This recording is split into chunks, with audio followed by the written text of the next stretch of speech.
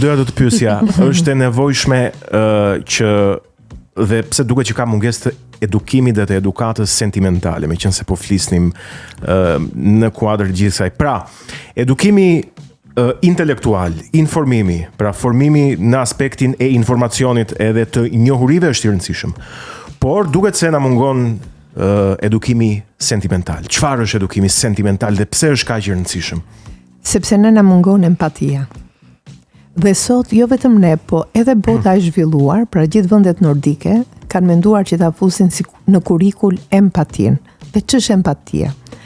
Është që unë të futem në lëkurën tënde, pra të iki nga nora dhe të futem ke ty dhe të ndjej si puna e këmbëve në këpuc, të ndjej dhimbjen por edhe përkëdheljen, të jap afirmacionin po të bëj edhe oponencën, pa urrejtje, me dashuri.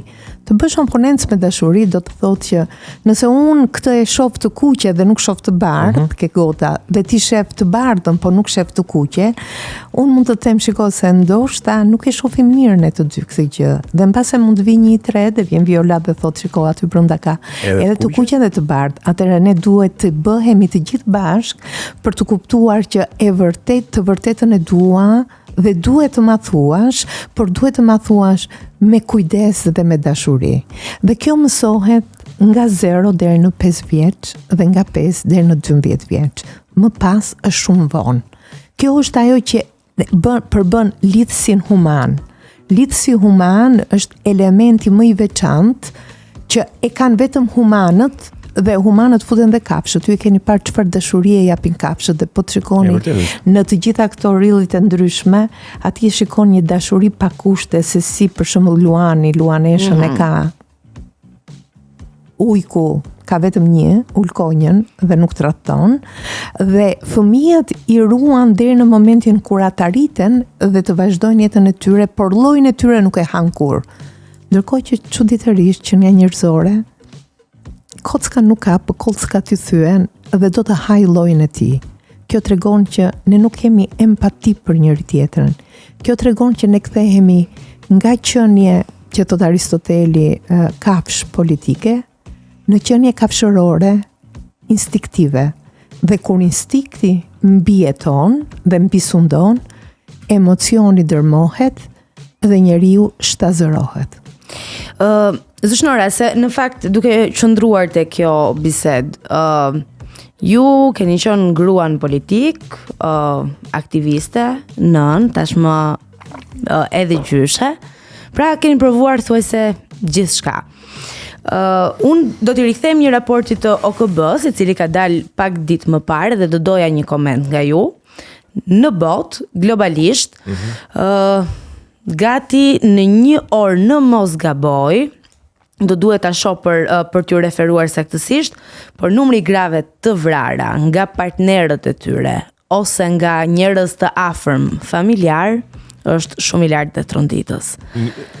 10 më duket çdo orë 10 mos gaboj. Çdo orë 10 gra nëse jemi të saktë në gjithë botën, Po, në gjithë botën. Në gjithë botën, po. Si e komenton? Tani kjo është një shifër e frikshme që çdo koment është i tepërt, por unë përsëri dua t'i rikthehem asaj për cilën edhe jap kontributin tim në universitet, psikologjisë e edukimit. Shumë e rëndësishme është formati dhe forma e edukimit kur vim në jetë. Ne në fakt të tre këtu, kur kemi ardhur në jetë, nuk i kemi kërkuar prindërve që do vim. Na sollën ata, nuk zgjodhëm as vendin, as llojin, as racën, as vendin, familjen, as ngjyrën, as familjen, dhe prindërit janë të parët qenie humane që kanë përgjegjshmëri biologjike dhe sociale për rritjen e fëmijës. Dhe prandaj shumë e rëndësishme është prindërimi, se nëpërmjet prindërimit edukohen edhe rregullat dhe sjellja. Tani është momenti që të hap unë veshët. Po. Që do të thotë kur vjen një fëmijë në jetë, nëna dhe babai duhet jenë shumë prezent në jetën e fëmijës. Babai ka një rol vendimarrës në qetësimin e fëmijës dhe thuhet, nëna është qenia humane e cila të jep të gjithë shijet e jetës. Të jep gjithçka që ti duhet ta kesh në emocionet e tua dhe në atë që quhet vibrimi jot për të qenë empatik. Dhe shpesh herë thuhet, nëse do të shohësh djalin, shihi nënën, dhe nëse do të shohësh vajzën, shihi babain. Kurse babai është mali mbrapa që të qëndron mbrapa shpinës dhe ti ke mundësi të mbështetesh lirshëm për të çliruar të gjithë energjitë tua negative dhe pozitive. Që do të thotë, nuk edukohen vetëm djalë dhe vajzë, po duhen edukuar si qenie humane që çdo veprim në shërbim të vetes duhet ta bëjmë vetë. Pra nuk ka role të ndara dhe punëra të ndara, po duhet vajza dhe djali të shërbejnë në radhë të parë vetes. Duhet që nëna dhe babai të mësojnë që kur janë të vegjël të rregullojnë krevatin e tyre. Jo pse duhet jenë nesër shërbëtor të tjerëve, por se nëse ti rregullon krevatin në aspektin psikoemocional, ti je i gatshëm nesër ta përballësh jetën vet dhe të mirë menaxhosh jetën. Nëse ti je pritës, ti do kthehesh në qenie vulnerable dhe duke qenë qenie vulnerable do kesh mundësi t'i vësh të tjerët në vulnerabilitet, pra t'i vësh nën vetes tënde. Duhet mësuar që familja është thelbi i identitetit dhe ajo që quhet rrënja jonë. Dhe nuk ka rëndësi nëse hahet apo nuk hahet shumë mirë, ama patjetër duhet ngërë një supë në shtëpi. Dhe këtë mund ta bëjë dhe nëna dhe babai, se dhe nëna është e lindur për të përgatitur ushqimin, por dhe babai duhet ta mësoj këtë gjë se nuk ka gjë më të bukur se sa kur shef një baba që po ndihmon nënën duke gatuar dhe teksa ata gatuajnë ti dëgjon bisedën e tyre dhe bëhesh pjesëmarrës për treguar që ne qëndrojmë bashk pa vënë roje njëri tjetrin. Ka një poezi shumë të bukur, Kali nga Blani, një nga poetët më të mëdhenj indian, i cili thotë: duajeni njëri tjetrin, por mos e vendosin në roje njëri tjetrin. Hani nga i njëjta bukë, po jo nga i njëjta çap. Pini nga i njëjti ujë, po jo nga i njëjta gotë, sepse edhe ëngjit në tempull qëndrojnë veç e veç, ashtu si telat e violinës, por është dora, pra është dashuria, ajo që kur bie nxjerr tingullin më të bukur.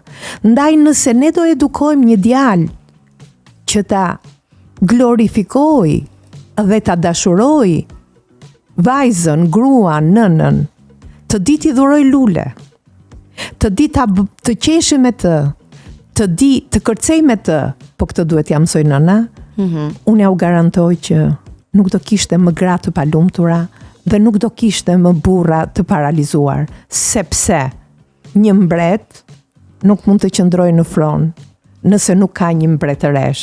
Dhe prandaj është shumë e rëndësishme që nëse çuna doni të quheni mbretër, respektojini, duajini mbretëreshat tuaja, se do t'ju bëjnë qenie të palëvizshme në këtë tokë, por edhe në botën e përtejme, si do jeni njerëz të bekuar. Pra, që ta kuptojmë, nuk ka nevojë të prisni festat specifike për dhuruar lule. Tani direkt pas intervistës, me që jeni rrugës duke u kthyer për në shtëpi, shkoni dhe blini një buqet, qoftë për nënën, të dashurën apo për blini një tre, për motrën, për të dashurën, për nënën dhe për shoqen. Edhe për violën. Për violën patjetër. Ju që na dëgjoni, që na ndiqni. Unë ç'a mund të them, domethënë? Jo, ishte shumë e bukur edhe vërtet empatia mbetet vlera më e lartë njerëzore. Sa të mirë që jeni këtu dy. Teksa më dëgjoni unë them wow, sa të mirë. Gjithmonë kam thënë, se shpesh herë janë këto luftat midis brezave që jo, si janë këta studentët. Unë di të them, jeni shumë të mirë se ne. Pse? Sepse edhe kur kopjoni, thoni ore kopjua. Nuk bëni sikur. Por edhe kur nuk dini, thoni nuk dim, por ndërkohë keni një aftësi që ta përthithni atë që e pëlqeni dhe e bëni tuajën, dhe kjo tregon që nuk keni frikra.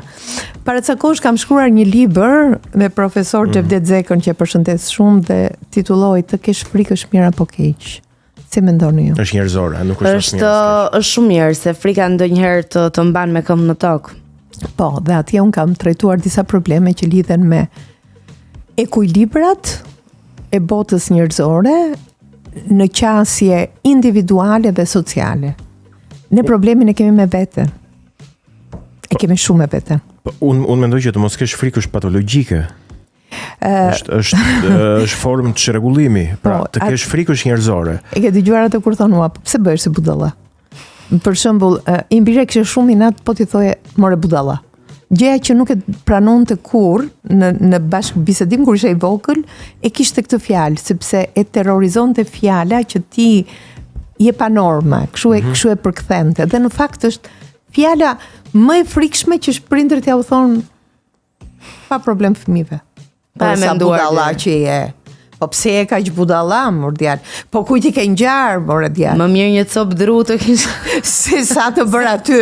Unë kam dëgjuar edhe një version shumë të tmerrshëm të kësaj copës së drurit, po nuk po e them sigurisht, se nuk është etike. Megjithatë ka gjëra pa fund. Por çështja është që duket sikur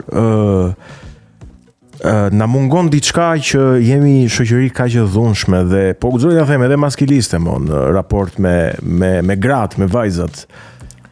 Dhe ka arsye historike kjo patjetër, sepse të gjendur në kushte teje të vështira politike, historikisht shqiptarët janë detyruar që të ndërtojnë dhe të mirëmbajnë shtëpi pushke për ekzistencën e kombit. Po, unë në fakt ato statistika nga OKB-ja i solla jo pa qëllim për të kuptuar që ne nuk kemi të vetmit ku pas ka problematika të tilla. Jo. Pra, gjithë kjo lufta kundër figurës femërore ndodh globalisht. Dhe historikisht. Po ti ke për shembull që nga Greqia e lashtë, ne themi demokracia, Platoni, Aristoteli, po, patjetër, po ata ishin jashtëzakonisht maskilist. Gruaja s'kishte të drejtën e votës, ishte e mbyllur në shtëpi. Domethënë ishte gjysmë burri. E njëjta gjë ishte dhe se po të marr kohën, ishte në shoqërinë romake, perandoria e ndritur romake, ishte tejet maskiliste, tejet e dhunshme dhe shtypse ndaj grave. Po për të ardhur tek Shqipëria, pra, shkaqet historike dhe sociale i kuptoj, po tashmë jemi futur në një epokë që këto dhe duhen të i kaluar më. Ato duheshin të ishin të i kaluar, por ne fatkeqësisht jetojmë në tranzicion. Jemi tranzit. Keni parasysh atë filmin Tranziti? Që qëndroi ai në Mel Gibson, qëndroi se nuk mund të shkonte dot sepse në vendin e tij filloi lufta dhe u detyrua të qëndronte disa gati një muaj, se nuk dilte dot as në Amerikë dhe gati një muaj aty brenda, dhe ai është një nga filmat më të bukur psikoemocional, sepse po tranziti quhet në aeroport. Në aeroport. Që qëndroi në tranzit. Në aeroport. Po. Dhe që ai duhet të mbijetonte për të jetuar, të mbijetonte për të krijuar raportin, të mbijetonte se duhet ta hante se s'kishte dhe rrek. Dhe në të gjitha ai ndryshoi sjelljen, papritur ai u kthye nga një qenie tjetër në një qenie tjetër, qenie përshtatse. Çfarë na ka ndodhur ne? Për fatin ton të keq, ne nuk i kemi kaluar të gjitha ciklet e asaj që quhet ndryshime që nga feudalizmi deri në atë që u quhet socializëm. Ne kaluam nga feudalizmi në kapitalizmin më të thellë, më të egër, që është sot vala më e lartë e imperializmit, që do të thotë gara është e tmerrshme, ku njeriu për njeriu është më shumë se sa ujk, dhe ku tendenca njerëzore është të zhbëhet forma njerëzore. Dhe po të shikojmë, të gjithë llojet e tendencave janë që botën e madhe ta globalizojmë dhe në globalizimin e saj të humbasim identitetet e kombeve. Të humbësh identitetin e një kombi do të thotë mos ta lexosh mirë historinë e tij, mos e kuptosh në cilat kushte ka qenë ai. Ne po të shohim në të gjithë Europën edhe në Ballkanin, jemi ndoshta nga vendet e vetme që kur nuk kemi qenë agresor, po kemi qenë pritës. Asnjëherë nuk kemi pas tendencë të marrim toka, por na kanë marrë dhe kemi qenë prap fisnik se kemi pranuar që forcat e mëdhaja të ishin pjesë e një gjëje të mrekullueshme që Perëndia na e dha dhe na e dha me bollëk të madh, na dha pikërisht pozicionin gjeografik, që është ndoshta pika jon më e fortë, është si themra e Alkimedit, ku ti mund vendosësh atë levën dhe të lëvizësh botën, prandaj dhe jemi të tillë. Por nga ana tjetër, duke qenë se jemi një popullat e vogël, jemi shumë kushurinj me njëri tjetrin, dhe historia ka treguar që në 34, 35, 36 vite që po shkojmë, ne nuk bëjmë gjë tjetër vetëm se nuk prodhojmë politik, po prodhojmë pushtet mbajtje. Unë në karike, pastaj ti në karike, pastaj prap unë në karike, dhe i ndajmë unë dhe ti duke krijuar, duke prishur ato që quhen rradhët koncentrik të raporteve sociale. Ne nuk kemi më shtresa. Shtresëzim të mesëm, intelektual, bujqës, fshatar, qytetar, nuk kemi. Kemi ndryshuar konceptet, kemi futur një term të ri që i pasuri ka status, kurse të tjerët janë të varfër. Dhe kemi pranuar që intelektualizmi është pseudo, për arsye se nuk na i buk dhe nuk na pasuron shpejt.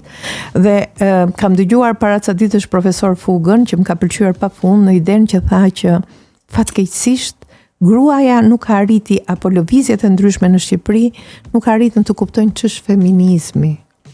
Feminizmi për të qenë pjesë reale e realitetit ku ne jetojmë. Pra, në vitet e socializmit gruaja u kthye në një model grua burr, jo për fajin e saj, por për arsyet të rrethanave dhe të asaj politike, dhe më pas gruaja u pas jo vetëm si seks i bukur dhe riprodhues, por dhe i barabartë me burrat. Ndërkohë që nuk mund të kemi barazi në gjini, sepse kemi dy gjini të ndryshme, nuk kemi sesi, por duhet kemi barazi në raportin social të gjinive. Pra, të njëjtën punë që bëj unë dhe të njëjtën vlerë që bëj unë dhe duhet ta marr, pa çka se ti je djalë dhe unë jam vajzë, dhe pa çka se unë bëj dhe një gjë tjetër që ti se bën punën e papaguar, sepse unë ndan keq rolet, ndërkohë që dhe ti dhe unë duhet bëjmë punë të papaguar në familje. Pra, secili t'i shërbej vetes dhe të gjithë bashkë t'i shërbejmë njëri tjetrit.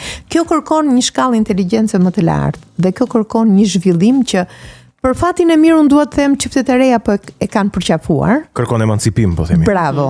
Kërkon emancipim dhe emancipim e di që do të thotë që gruaja, faleminderit, gruaja të ndjehet e vlerësuar nga burri të ndjehet i dashuruar nga gruaja, dhe të dyja palët të japin dhe të marrin si enët kartesiane. Se një herë, do të rregoj një histori. Po, dhe unë do vazhdoj kokoshka nga Cineplex. Po, një herë vendosën kafshët ta thrisin Zotin në interpelancë. Nuk është historia ime, po e ripratësoj. Vjen nga filozofia e Aristotelit, po unë po e sjell pak më të thjesht për dëgjuesit, që të mos ta bëjmë shumë filozofike. Dhe i tha, ishin shumë të shqetësuar me këtë kafshën njeri që kishte krijuar ai. I thanë, çka ke bërë? I tha, ne na ke krijuar të gjithë llojet tona dhe ne jemi shumë të kujdesshëm që ajo që kafsha më e madhe ha kafshën më të vogël, por ne kur nuk ham llojin ton. Ti se ç'ke bërë një njeri, tha, që u more kaq shumë me këtë, tha. Edhe tha, këta po prishin det liçenet, lumenjt, po na han ne, po kuptojmë asgjë ç'po ndodh. Zoti, që ishte shumë i përgjegjshëm dhe që parlamentin e kishte real dhe jo virtual, i tha, do më jep një kohë, tha, që të mendohem dhe t'ju kthej përgjigje. Po sa kohë të duhet, i tha. Ai tha, të paktën, i tha, më duhet 2 muaj. Mbas 2 muaj unë mblodhëm përsëri, tani kishte dhe media, se të në atë kohë kishte njerëz që e çonin lajme. Po, dhe media ishte shumë e interesuar se tani do bëhej një ndryshim i fort dhe këta do kuptonin ç'është kjo kafsha njeri, që qenë ka dhe kafsh, po pse ka dhe një qasje tjetër se flet, ndryshe nga ne që kemi tingull. Dhe Zoti i tha, ti ju keni shumë të drejtë, tha. Unë kur vendosa të bëja njeriu, tha, mora gjithë kohën time. E latova, e përpunova, e bëra të përsosur, mora pak nga gomari, mora pak nga ujku, mora pak nga lopa, mora pak në vite të caktuara, i dhash dhe kohën e viteve, në cikle të caktuara që ai ta bënte punën e tij, por i tha, i lash një sekret. Çfarë than këta? Ai njeriu që shihni ju, nuk është i plot. Si s'është i plot? Që të realizohet i plot, duhet të ketë gjysmën tjetër. Pra nëse njëra është gjysmë femër, duhet të gjej gjysmën tjetër mashkull. Dhe për këtë tha, kam bërë vetëm në gjithë milionat e njerëzve 17 deri në 34 çifte që mund të jenë unik. Kjo tregon që njeriu realizohet kur gjen gjysmën e tij, as më të mirë, as më të keqe. Po gjysmën që e bën të njëjtë. Pra, lufta më e vështirë e qenies humane është të gjej gjysmën burri, gjysmën gruan, apo gruaja gjysmëmburi. Atëherë përbën unitetin e plot të formës dhe përmbajtjes dhe kjo quhet kryevepra njerëzore, që është njeriu në unitetin e tij duke qenë kopja e realizuar në qindra kopje që ti mund të gjesh. Prandaj sot bota ka përparuar dhe në raportin dhe në dijen dhe në emocionin dhe prandaj themi vështirësia më e madhe nuk është të gjesh njeriun, po të gjesh gjysmën tënde që të kuptoj, kur ti bashkë me gjysmën rritesh, përpunohesh pa egoizëm, pa inat, me dashuri, dhe duke kuptuar që në fund jemi qenie humane që në këtë rrugë rrugtojmë për një periudhë kohe të caktuar, aq sa na e ka lënë Perëndia.